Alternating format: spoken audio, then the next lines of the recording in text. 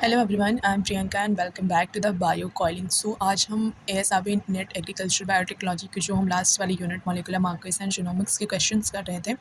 जो है वो एक्सपेक्टेड क्वेश्चंस हैं, ये प्रीवियस ईयर क्वेश्चंस नहीं हैं। सो उनकी हम सीरीज़ को कंटिन्यू करने वाले हैं। So let's start. और हमारा पहला क्वेश्चन है, how many bands would be expected in an individual for a particular STR, that means short tandem repeats।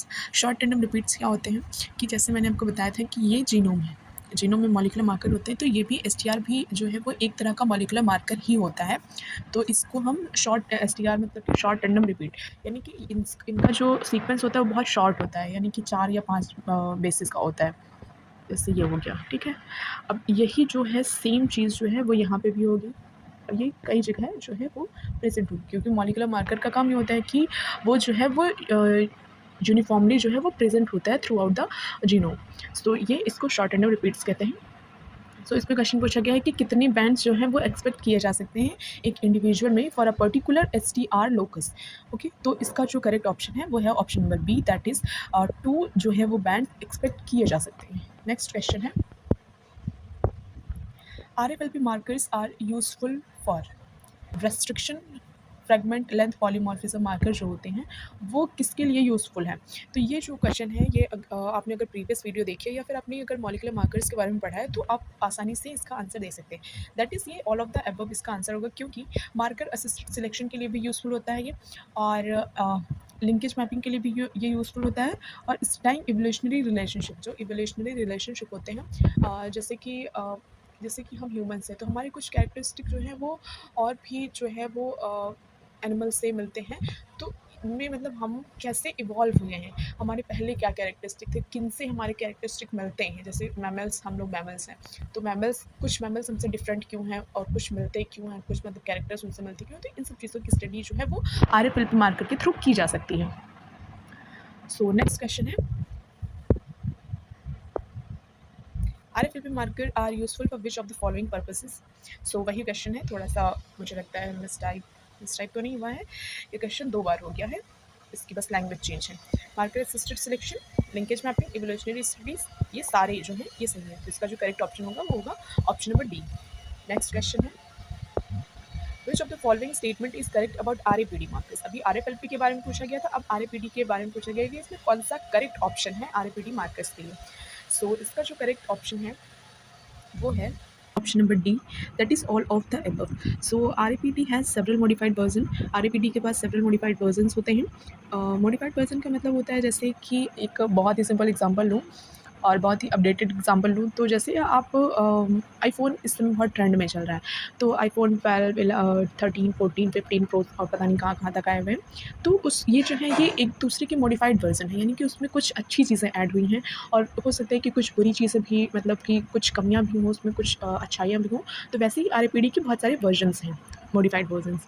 And second है, RAPD markers can be easily converted to SCAR markers. ये भी option number जो है ये option सही है। RAPD is commonly used in genetic diversity studies, तो ये भी जो है वो सही है। RAPD बहुत सी चीज़ों के लिए यूज़ किया जा सकता है, बट बेसिकली जो है ये यूज़ किया जाता है जेनेटिक डाइवर्सिटी की स्टडी के लिए। ओके, नेक्स्ट क्वेश्चन है, STMS markers are applied in which of the following areas. जो STMS मार्कर्स होते हैं वो किन एरियाज़ में अप्लाई जाते हैं। सो इसका जो करेक्ट ऑप्शन है वो है, इसका जो करेक्ट ऑप्शन है वो भी है option number D, that is all of the above.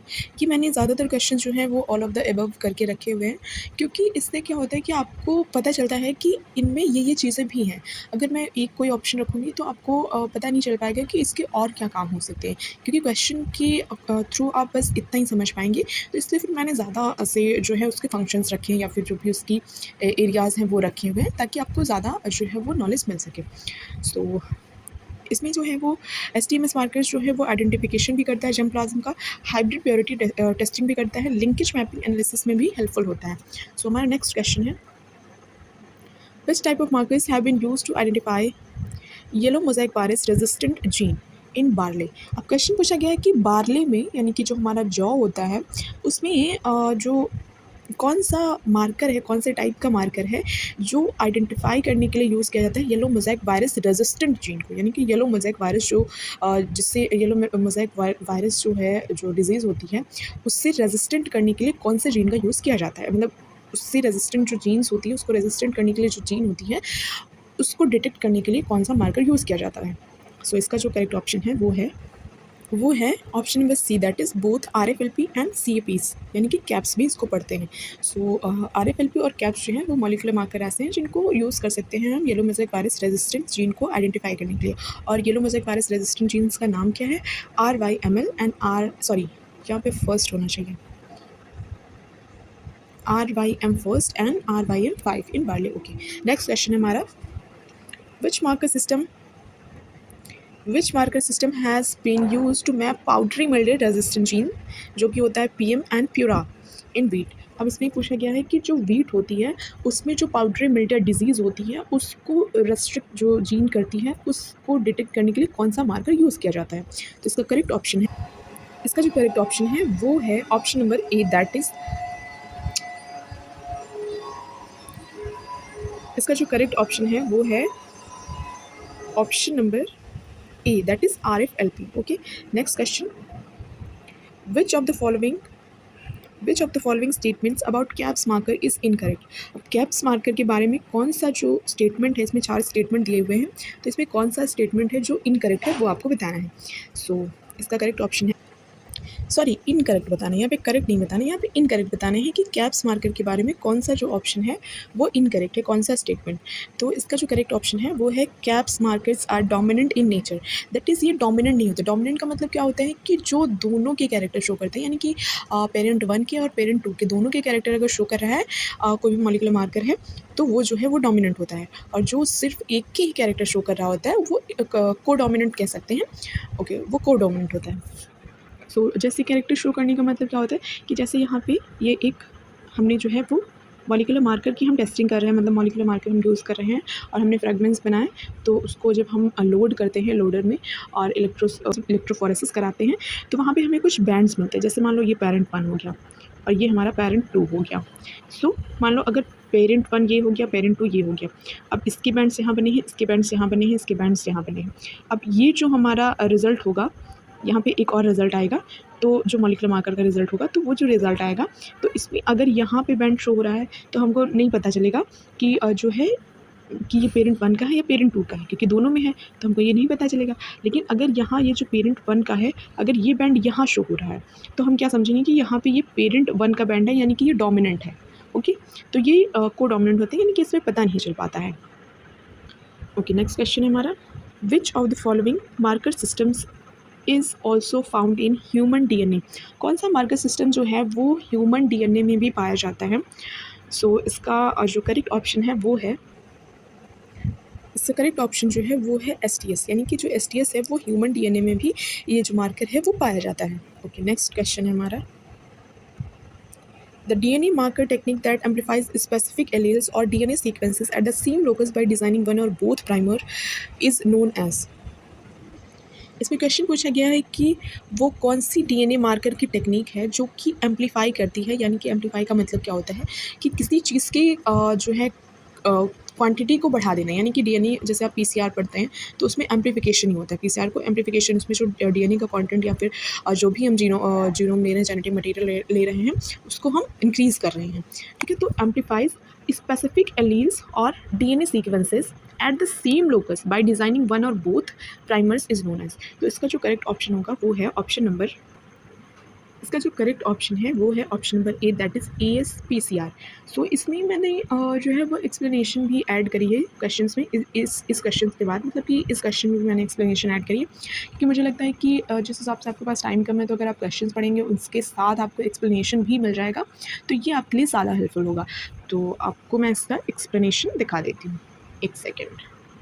सो इसका जो करेक्ट ऑप्शन है वो है answer number A, that is ASPCR। इसका एक्सप्लेनेशन है, इसकी जो फुल फॉर्म होती है वो होती है allele specific PCR, works by designing primers that specifically bind to unique allelic variants at a locus allowing amplification only when the alleles is present. This make it highly useful for detecting SNPs। And में doubt होता है या फिर कुछ नहीं समझ आता है तो आप मुझे कमेंट सेक्शन में बता सकते हैं, मैं वहाँ पे आपका डाउट क्लियर कर दूँगी, या फिर आप अगर बहुत ज़्यादा बच्चों का डाउट हो तो फिर मैं उसका एक अलग से वीडियो बना दूँगी। ओके, सो नेक्स्ट क्वेश्चन है हमारा, the cleaved amplified polymorphic sequence caps, जिसका फुल फॉर्म कैप्स का फुल फॉर्म है cleave amplified polymorphic sequence marker system was first developed for using, यानी कि कैप्स मार्कर जो है वो पहली बार क्यों डेवलप किया गया था, किसके यूज़ के लिए डेवलप किया गया था। सो इसका जो करेक्ट ऑप्शन है वो है option number C, that is Arabidopsis. Arabidopsis नाम की एक फसल होती है जिसके लिए इसको जो है वो बनाया गया था। ओके, नेक्स्ट क्वेश्चन देखो, इसका मैं एक्सप्लेनेशन भी ऐड किया है। एक्सप्लेनेशन में क्या है कि CAPS markers were originally developed in Arabidopsis thaliana, ये इसके स्पीशीज़ है, ये जीनस है। They involve PCR amplification of a DNA fragment followed by digestion with restriction enzyme to detect polymorphisms. Okay, next question है which of the following DNA markers are linked to QTLs for powdery mildew resistance in wheat? सो इसका जो correct option है वो है option number D. इसमें question पूछा गया है कि ऐसा कौन सा DNA मार्कर है जो कि लिंक्ड है QTL से for powdery mildew resistance in wheat. So इसमें XG LK750 भी है और XPSR 547 भी है, XGWM11A भी है। तो इसका जो करेक्ट ऑप्शन होगा वो होगा option number D, that is all of the above. फिर हमारा नेक्स्ट क्वेश्चन है, ये जो है वो आपका एक्सप्लेनेशन है, आप इसे पढ़ सकते हैं। नेक्स्ट क्वेश्चन है, which DNA markers are link to QTLs और genes controlling blast resistant in rice. अभी उसमें उधर वीट पूछा गया था, अभी इसमें पूछा गया है राइस में कौन कौन से जो हैं वो इन्वॉल्व होते हैं रेजिस्टेंस के लिए, कौन कौन से जीन लिंक्ड होते हैं QTL से या फिर जीन कंट्रोलिंग ब्लास्ट रेजिस्टेंस से। ओके, सो इसका correct option number D, that is all of the, that is RG788, RG16, RG612 and RG16, RG33 and RG33 okay. So next question हमारा, एक second, which DNA marker are associated with QTLs for protein content in soybean. Rice में पूछा गया, wheat में पूछा गया, अब soybean में प्रोटीन कंटेंट को इंक्रीज़ करने के लिए कौन सा DNA मार्कर जो है वो विद QTL एसोसिएटेड होता है। सो इसका जो करेक्ट ऑप्शन है वो है option number C, that is both A and B, that is OPAJ 13 and OPAW 13। इसमें J एंड W का डिफरेंस है, आपकी याद रखिएगा जीन्स को। ओके, नेक्स्ट क्वेश्चन, ये यहाँ पे एक्सप्लेनेशन दी गई है the DNA markers and that. So next question है, which of the following genes are associated with bacterial leaf blight resistant in rice. अब इसमें क्वेश्चन पूछा गया है कि कौन सा जीन जो है वो एसोसिएटेड होता है with bacterial leaf blight resistance in rice, यानी कि राइस में बैक्टीरियल लीफ ब्लाइट से रेजिस्टेंस प्रोवाइड करने के लिए कौन सा जीन जो है वो एसोसिएटेड होता है, यानी कि कौन सा जीन उसमें प्रेजेंट होता है जो बैक्टीरियल लीफ ब्लाइट के लिए रेजिस्टेंस होता है राइस में। सो इसका जो करेक्ट ऑप्शन है वो है all of the, that is XA and XA and XA। देखो इसमें जो है वो डिफरेंस ये है कि ये कैपिटल है और ये जो है वो स्मॉल है, तो बस इतना याद रखना है। बाकी ये हैं दोनों, मतलब कह सकते हैं वैरायटी का थोड़ा सा फ़र्क है। ओके, नेक्स्ट क्वेश्चन है, इसका ये एक्सप्लेनेशन है। सो यहाँ पे हमारे क्वेश्चंस एंड होते हैं और मतलब क्वेश्चंस मैंने जितने बनाए थे वो एंड होते हैं, ऐसा नहीं है कि सारे क्वेश्चंस खत्म हो गए, मेरे पास और भी बहुत से क्वेश्चंस हैं।